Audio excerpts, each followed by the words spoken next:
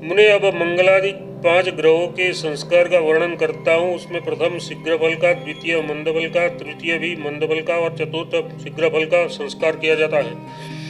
संस्कार विधि: शीघ्र या मंद केंद्र मेषादि 6 राशि के भीतर हो तो शीघ्रफल और मंदफल जोड़े जाते हैं। यदि तुलादि केंद्र 6 राशि से ऊपर हो तो घटाए जाते हैं। रवि भुज फल संस्कार: प्रत्येक ग्रह की गति कला को पृथक पृथक सूर्य के मंद भुजफल कला से गुणा करके उसमें 21600 के द्वारा भाग देने से जो कलादि लब्धि हो उसको पूर्व साधित उदय कालिक ग्रहों में मंद रवि मंद फलवत संस्कार मंद फल घन हो तो घन, ऋण हो तो ऋण करना चाहिए। उससे स्पष्ट सूर्योदय कालिक ग्रह होते हैं। स्पष्ट ग्रह गति साधनार्थ गतिफल: चंद्र मध्य गति में चंद्र मंद्योत गति को घटाकर उससे यथार्थ चंद्र केंद्र गति से तथा अन्य ग्रहों की स्वल्पांतर से अपनी अपनी गति से ही मंद स्पष्ट गति साधन में फल साधन करे। यथा उक्त गति चंद्र की केंद्र गति और अन्य गति की गति को दोजांतर मतलब गम्यज्या और गतज्या के अंतर से गुणा करके उसको 225 के द्वारा भाग देकर लब्धि को अपनी अपनी मंद परीख से गुणा करके भगणांश मतलब 260 के द्वारा भाग देने से जो कलादि फल उपलब्ध हो उसको कर्कादि 3 से ऊपर 9 राशि के भीतर केंद्र हो तो मध्य गति में घन करके जोड़ने तथा मकरादि 9 राशि से ऊपर 3 राशि तक केंद्र हो तो घटाने से मंदस्पष्ट गति होती है। पुनः इस मंदस्पष्ट गति को अपनी सिद्धोच्चर गति में घटाकर शेष को त्रिज्या तथा अंतिम शीघ्र वर्ण के अंतर से गुणा करके पूर्वसाधित शीघ्र कर्ण के द्वारा भाग देने से जो लब्धि कलादि हो उसको यदि कर्ण त्रिज्या से अधिक हो तो मंद स्पष्ट गति में घन करके जोड़ दे और अल्प हो तो घटाने से स्पष्ट गति होती है। यदि साधित गुणन ऋषि ऋण गति फल स्पष्ट मंद स्पष्ट गति से अधिक हो तो उसी ऋण गति फल में मंद स्पष्ट गति को घटाकर जो बचे वह वक्र गति होती है। इस स्थान में यह वक्र गति रहता है। ग्रहों की वक्र केंद्रांश संख्या: मंगल अपने चतुर्थ शीघ्र केंद्रांश 164 में, बुध 144 केंद्रांश में, गुरु 130 केंद्रांश में, शुक्र 162 केंद्रांश में और शनि 115 केंद्रांश में वक्र गति होता है। अपने अपने वक्र केशांश को 360 में घटाने से शेष के तुल्य केंद्रांश होने पर फिर वह मार्ग गति होता है। काल ज्ञान: रवि क्रांतिज्यों को पलभा से गुणा करके गुणनफल में 12 से भाग देने पर लब्धि कुज्या होती है। उस कुज्या को त्रिज्या से गुणा करके दुब्ज्या मतलब क्रांति की कोटिज्या से भाग देकर लब्धि मतलब चरज्या के चाप बनाने से 84 होते हैं। उस चर चाप को यदि उत्तर क्रांति हो तो 15 घटी में जोड़ने से दीर्घांश और 15 घटी में घटाने से प्रत्यार्थ होता है। दक्षिण क्रांति हो तो विपरीत यानी 15 घंटी में घटाने से दिनार्थ और जोड़ने से रात्यार्थ होता है। दिनार्थ को दुना करने से दिनमान और रात्यार्थ को दुना करने से रात्रिमान होता है।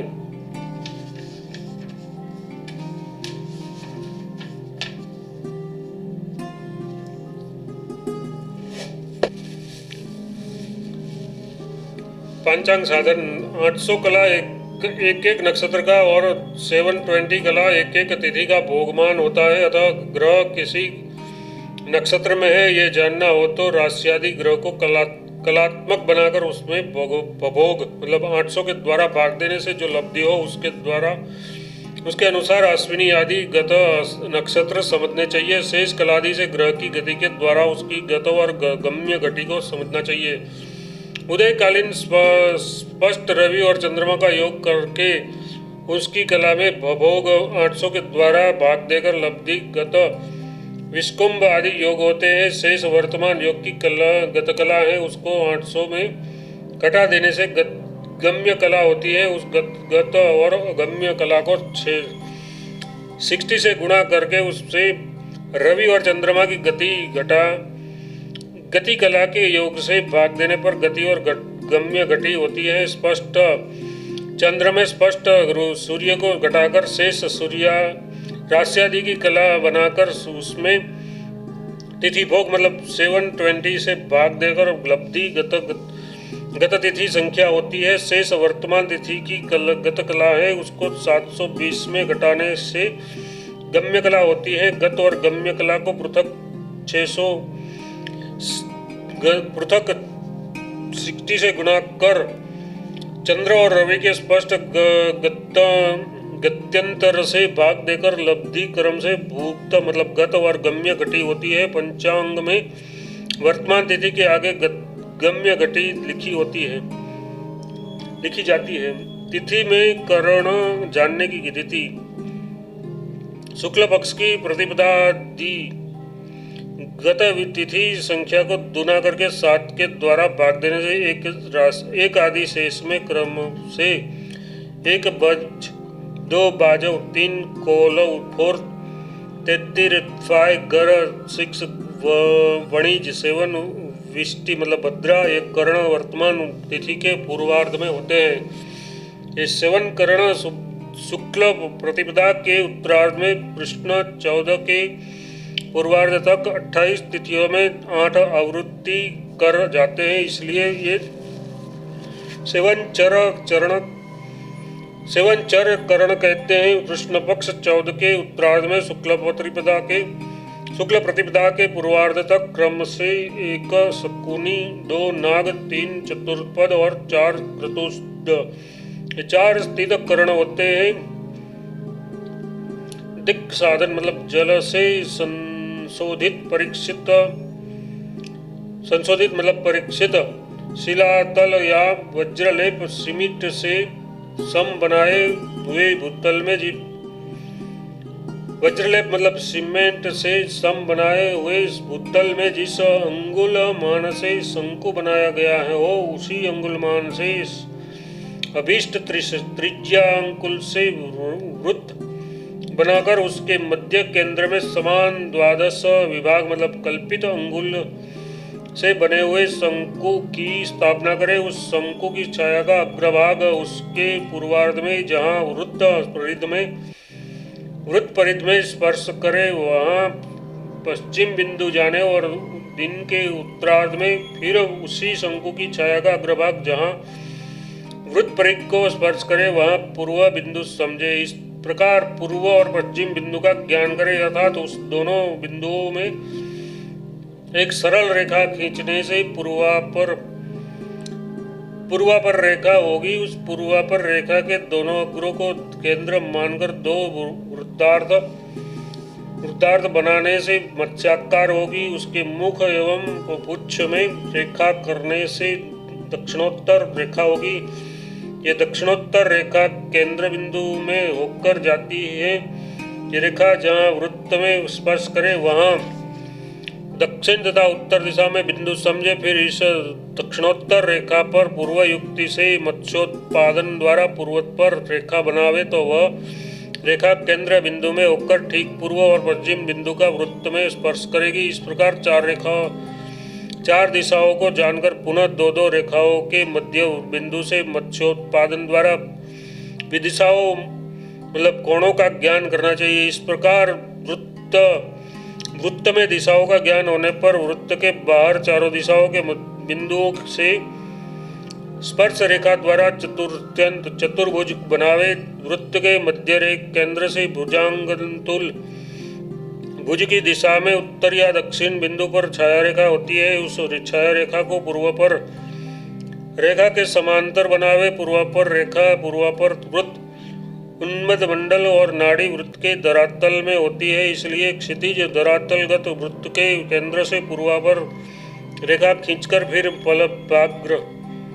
पलभ्राग्र बिंदुगत पूर्वापर के समांतर रेखा बनावे। इस प्रकार इष्ट छायाग्रत तथा पलभा रेखा के बीच अंतर को अग्रा कहते हैं। शंकु 12 के वर्ग में छाया के वर्ग को जोड़कर मूल लेने से छायाकर्ण होता है और छायाकर्ण के वर्ग में शंकु के वर्ग को घटाने से मूल छाया होती है तथा छाया के घटाने से मूल संकुल होता है। अयनांश साधन एक युग में राशि चक्र सुष्टादि स्थान से पूर्व और पश्चिम को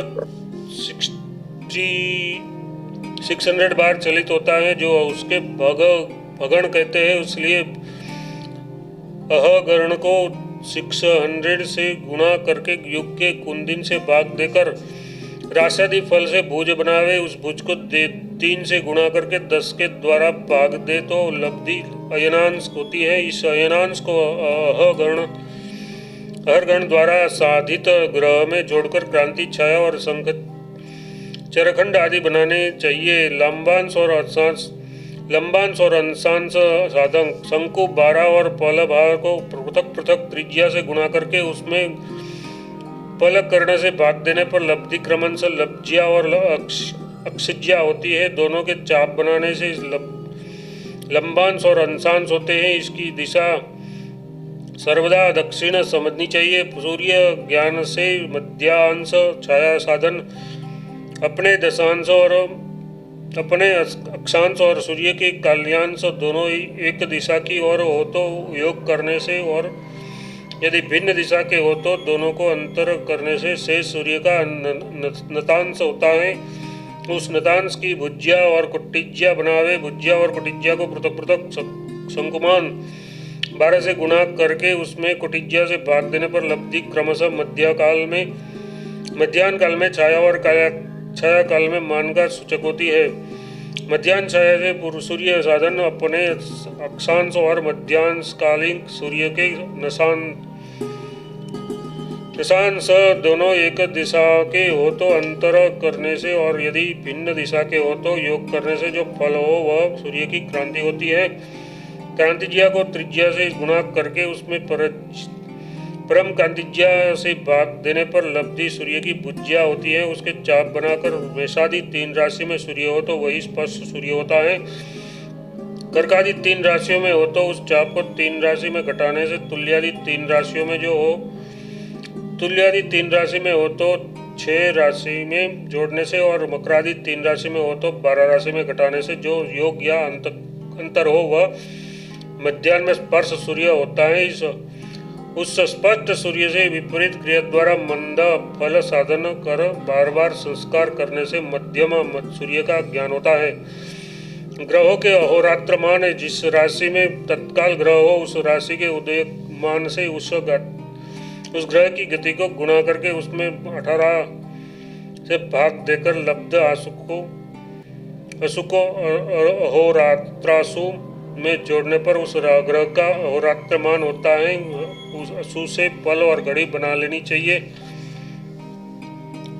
राशियों के उदयमान 1 राशि 2 राशि 3 राशि की ज्या को पृथक पृथक परमाल्ब्या परम क्रांति की कोटिज्या से गुणा करके उसमें अपनी अपनी लब्ध्या क्रांति कोटिज्या से भाग देकर लब्धियों के चाप बनाए। उसमें प्रथम चाप मेष का उदय लकोत्तर मान होता है। प्रथम चाप को द्वितीय चाप में घटाने पर शेष वृत्त का उदयमान होता है, एवं द्वितीय चाप को तृतीय चाप में घटाकर जो शेष रहे वह मिथुन का लक्षोदयमान होता है। यथा 1670 असु मेष का, 17194 वृष का तथा 1935 मिथुन का सिद्ध लक्षोदमान है।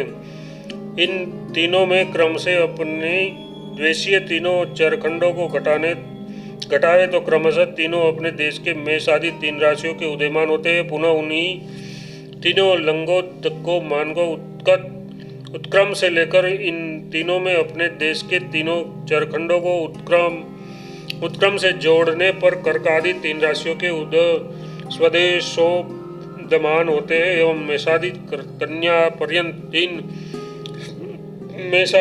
कन्या पर्यंत 6 राशियों को उदयमान सिद्ध होते हैं। पुनः यही उत्क्रंत में तुलादि 6 राशियों के मान होते हैं। लग्न साधन इष्टकालिक संयमनांश सूर्य के भूकांश और भोग्यांश द्वारा भूकांशु और भोगांशु का साधन करना चाहिए। यथा भूकांश को सायन और सूर्य के सूर्योदय स्वदेशोदयमान से गुणा करके 30 का भागक देने पर लब्धि, भूकांशु और भोग्यांश को स्वदेशोदयमान से गुणा करके उसमें 30 के द्वारा भाग देने पर लब्धि भोग्यांशु होते हैं। इष्ट घटी के अशुभ बनाकर उसमें भोग्यांशु को घटाकर जो शेष बचे उसमें अग्रिम राशियों में से जितने के स्वदेशोद्यमान घटे उतने घटावे, अथवा उसी प्रकार इष्टाशु में भुकाशु घटाकर शेष में गत राशियों के उत्क्रम से उसके जितने स्वदेशोद्यमान घटे घटावे। जिस राशि तक का मान घट जाए वहाँ तक शुद्ध, और जिसका मान नहीं घटे वह अशुद्ध संज्ञक होती है। बचे हुए इष्टाशु को 30 से गुणा करे, अशुद्ध राशि के उदयमान से भाग देकर लब्ध अंशादि को भोग्य क्रम विधि को हो तो शुद्ध राशि संख्या में जोड़ने, और भूत उत्क्रम विधि को हो तो शुद्ध राशि की संख्या में घटाने से सायन लग्न होता है। उसमें अयनांश घटाने से फल कपोत उदय होता है। मध्य दशन लग्न साधन इसी प्रकार पूर्व नत कालासु से लग्नोत्तर द्वारा अंशादि साधन करके उसको सूर्य में घटाने से तथा पश्चिम नतकालासु और लग्नोदय द्वारा त्रिराशिक से अंशादि साधन करके सूर्य में जोड़ने से मध्य दशम और आकाश मध्य लग्न होता है। लग्न और स्पर्श सूर्य को जानकर इष्टकाल साधन, लग्न और सूर्य इन दोनों में जो उन पीछे हो उसे भोग्यांश द्वारा भोग्यांशु, और दो जो अधिक आगे हो उसे भुक्तांश द्वारा भुक्ताशु साधन कर दोनों को जोड़े तथा उसमें उन दोनों लग्न और सूर्य के बीच में जो राशियां हो उसके उदयांशु को जोड़े तो इष्टाकांशु होते हैं।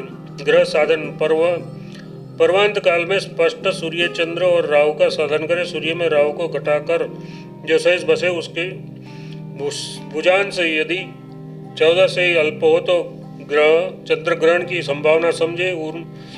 उन भुजांशों को 11 से गुणा करे, 7 में भाग देने पर लब्धि अंक अंगुलादि सर होता है। सूर्य को चंद्रमा और चंद्रमा को भूभा मतलब पृथ्वी की छाया छादित करती है। इसलिए सूर्य ग्रहण में सूर्य छाद्य और चंद्रमा छादक तथा चंद्र ग्रहण में चंद्रमा छाद्य भूभा छादक मतलब ग्रह कत्री है, ऐसा समझना चाहिए। अब छन्न मतलब ग्रास मान कहते हैं। छास और छेदक के बिंबाम मान का योग करके उसमें आधे में सर घटाने से छन्न मतलब ग्रास मान होता है। यदि ग्रासमान ग्रह मतलब छाद से आद्य हो तो उसमें छाद को घटाकर जो शेष बचे उसका खग्रास समझना चाहिए।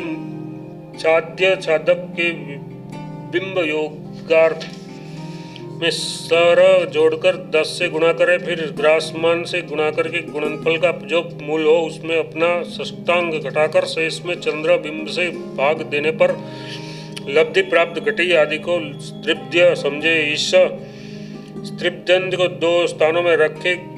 युग मतलब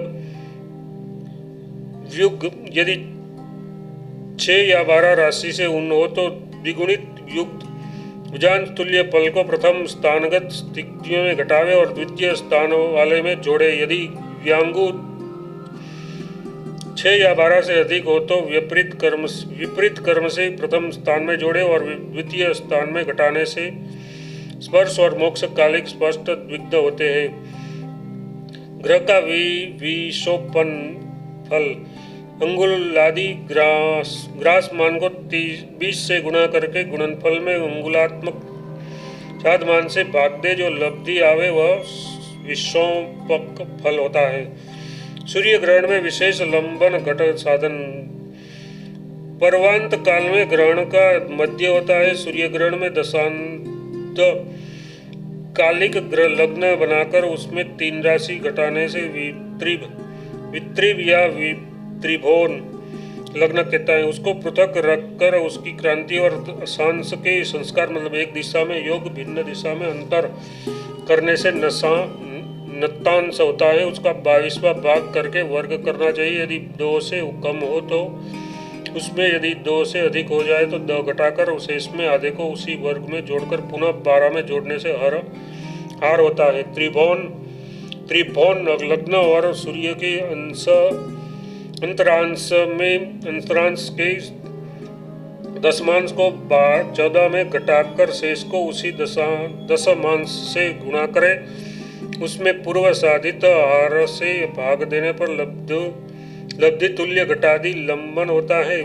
ये लंबन यदि वित्रिव सूर्य से अधिक हो तो घन, अल्प हो तो ऋण होता है। यथार्थ साधित दशांत काल में इस लंबन को जोड़ने घटाने से पृष्ठ स्थानीय दशांत काल होता है। घटादि लंबन को 13 से गुणा करने पर गुणनफल फलादि होता है। उसको व्यक्कर में जोड़कर घटाकर सर बनावे तो पृष्ठीय दशांतकालीन सर स्पष्ट होता है तथा घटादि लंबन को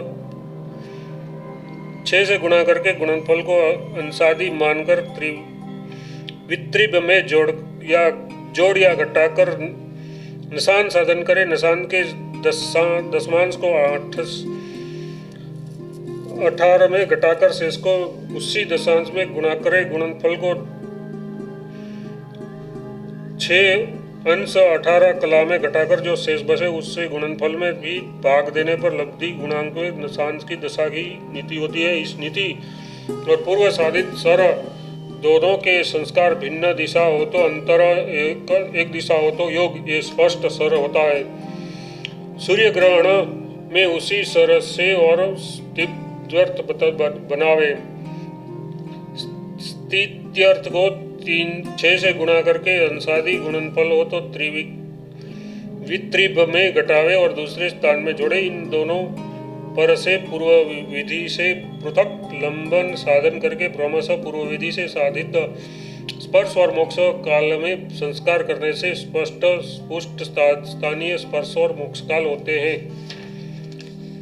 ग्रहों के उदयास्त काल 12, 17, 13, 11, 9, 14 ये क्रम से चंद्र, मंगल, बुध, गुरु, शुक्र और शनि के कालांश से अपने अपने कालांश तुल्य सूर्य के पीछे ग्रह होते हैं तो अस्त और कालांश तुल्य सूर्य के आगे होते हैं तो उदय होता है। अर्थात ग्रह अपने अपने कालांश के भीतर सूर्य से पीछे या आगे जब तक रहते हैं तब तक सूर्य सानिध्य वंश अस्त अदृश्य रहते हैं। ग्रहों के प्रतिबिंब द्वारा छाया साधन सम भूमि में रखे हुए दर्पण आदि में ग्रहों के प्रतिबिंब को देखकर दृष्टि स्थान से भूमि पर्यंत लंब पात कर दृष्टि की ऊंचाई का मान समझे। लंब मूल और प्रतिबिंब के अंत प्रमाण को दृष्टि की ऊंचाई से भाग देकर लब्धि को 12 से गुणा करने पर उस समय उस ग्रह की छाया का प्रमाण होता है। चंद्रोस्त्रिक ज्ञान सूर्यास्त समय में सावयव गत और ऐश्य तिथि का ग्रहण साधन करे। उस सावयव तिथि को 16 से गुणा करके उसमें तिथि के वर्ग को घटाकर शेष को स्वदेशीय फलभा से गुणा करे। गुणनफल में 15 से भाग देकर लब्धि फल की दिशा उत्तर समझे। उसमें सूर्य की क्रांति का यथोक्त संस्कार एक दिशा में योग भिन्न दिशा में अंतर करे तथा चंद्रमा के सर और क्रांति का विपरीत संस्कार करके जो फल हो उसमें द्विगुणित तिथि से भाग देने पर जितनी लब्धि हो उतना अंगुल संस्कार दिशा का चलन होता है। चंद्रमा से जिस दिशा में सूर्य रहता है वही संस्कार की दिशा समझनी चाहिए। तिथि में अपना पंचमांश घटने से शुक्ल मतलब चंद्र के श्वेत भाग का अंगुलादि मान है। वलन की जो दिशा होती है उस दिशा का चंद्रशुंभ उत्तन और उत्तम अन्य दिशा में नत होता है। चंद्र तदनंतर परिलेखन करना चाहिए। ग्रह युति ज्ञानार्थ मंगलादि 5 ग्रहों के बिंब साधन। मंगलादि के 5, 6, 7, 9, 5 इन मध्यम बिंबों को क्रम से मंगलादि ग्रहों के कर्ण से मतलब त्रिज्या और अपने अपने शीघ्र कर्ण के अंतर से गुणा करके गुणनफल को 2 स्थानों में रखे। एक स्थान में क्रम से मंगलादि ग्रह 21, 12, 6, 24 और 3 का भाग देकर लब्धि को स्थिति द्वितीय स्थान में स्थित गुणनफल में यदि कर्ण त्रिज्या से अधिक हो तो घटावे, यदि त्रिज्या से अल्प हो तो जोड़े। फिर उसमें 3 से भाग देकर क्रमशः मंगलादि ग्रहों से बिंब प्रमाण होते हैं। ग्रहों की युति के गत गम्य दिन साधन। जिन 2 ग्रहों की युति काल का ज्ञान करना हो वे ग्रह दोनों मार्गी हो अथवा दोनों वक्री हो तो दोनों ग्रहों की अंतर कला में दोनों की गत्य अंतर कला से भाग देना चाहिए। यदि एक वक्र और एक मार्गी हो तो दोनों की गति योग कला से भाग देना चाहिए। फिर जो लब्धि आवे वह ग्रह युति के गत या गम्य दिनादि है। ग्रहों की युति में भेद ज्ञान। जिन 2 ग्रहों की युति होती है उन दोनों के अपनी अपनी नति से संस्कृत सर मतलब पृष्ठ स्थान भी प्रापित सर एक दिशा के हो तो अंतर, यदि भिन्न दिशा के हो तो योग करने से दोनों ग्रहों का अंतर दक्षिणोत्तरम होता है। ये अंतर यदि कानों के बिंबमान योगार्थ से अल्प हो तो उसे योग में भेद एक से दूसरा आच्छादित होता है, इसलिए उसमें नीचे वाले को छादक और ऊपर वाले का छाद मानकर सूर्य ग्रहण के समान ही लंबन ग्रास समान आदि साधन करना चाहिए। पदाधिकार पात की संज्ञा। जब सूर्य और चंद्रमा दोनों एक ही अयन अस्मयन दक्षिणायन अथवा सौम्यायन उत्तरायण में हो तो उन दोनों के राश्यादि योग 12 राशि हो तो उस स्थिति में दोनों के क्रांति साम्य होने पर वैद्युत नाम का पातक कहलाता है तथा जब दोनों भिन्न पृथक पृथक अयन में हो तो दोनों का योग 6 राशि हो तो उस युक्ति में दोनों के क्रांति साम्य होने पर व्यतिपात नामक पात होता है। जब सूर्य चंद्रमा अंतर चक्र या 6 राशि हो उस समय में तात्कालिक अयनान सदी से युक्त सूर्य और चंद्रमा की अपनी अपनी क्रांति का साधन करे। यदि संस्कृत चंद्रमा की क्रांति स्पष्टता क्रांति तात्कालिक सूर्य की क्रांति से अधिक हो तो तथा चंद्रमा यदि समीक पद में हो तो पातकालिक को गत बीता हुआ समझना चाहिए। यदि विषम पदस्थ चंद्रमा की संस्कृत क्रांति से अल्प हो तो पातकाल को भावी होने वाला समझना चाहिए। यदि चंद्रमा समपद में हो तो उससे विपरीत सूर्य के चंद्रमा से चंद्रमा की स्पष्ट क्रांति अधिक हो तो भावी अल्प हो तो गत पातकाल समझे। यदि स्पष्ट क्रांति बनाने में चंद्रमा के स्तर में क्रांति घटाई जाए तो इस स्थिति में चंद्रमा के बिंब और स्थान में पद की भिन्नता होती है।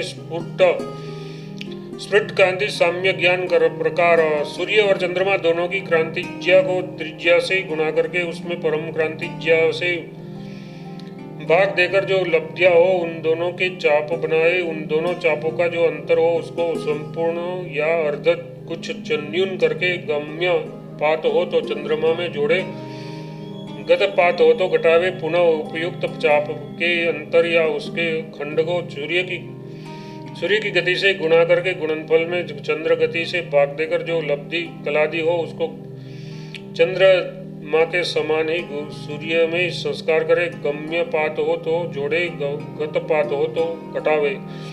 इस प्रकार सूर्य फलवत उक्त चापांतर को चंद्रपात की गति से गुणा करके उसमें चंद्र गति से भाग देकर लब्धि रूप चंद्रपात के फलादि फल को चंद्रपात राहु में विपरीत संस्कार करे। गत पात में जोड़े, गम्य पात में घटावे। जो तो पात का स्पन्न समय के सूर्य चंद्रमा और चंद्रपात होते हैं। फिर इन तीनों रवि चंद्र और चंद्रपात के द्वारा उपयुक्त क्रिया को तब तक बार बार करता रहे जब तक दोनों की क्रांति सम न हो जाए। इस प्रकार क्रांति सम्यक होने पर पात समझना चाहिए। यदि उपयुक्त क्रिया द्वारा प्राप्त अंशादि से युक्त या हीन किया हुआ चंद्रमा अर्धरात्रि कालिक स्वाधीन चंद्रमा से अल्पम पीछे हो तो पातकाल को गत समझे, और यदि अधिक आगे हो तो पातकाल को भावी समझे। अर्धरात्रि से गत गम्य पातक का ज्ञान अर्ध उपयुक्त क्रिया द्वारा स्थिरीकृत पातकालिक चंद्रमा और अर्ध चंद्रमा अर्धरात्रि के चंद्रमा हो तो इस दोनों की अंतर कला को 60 से गुणा करे। गुणन फल में चंद्र की गति कला से भाग देने पर जो लब्धि हो उसकी गति अर्धरात्रि से पीछे या आगे गत पात में पीछे गम्य पात में आगे तक पातकाल की घड़ी समझी जाती है।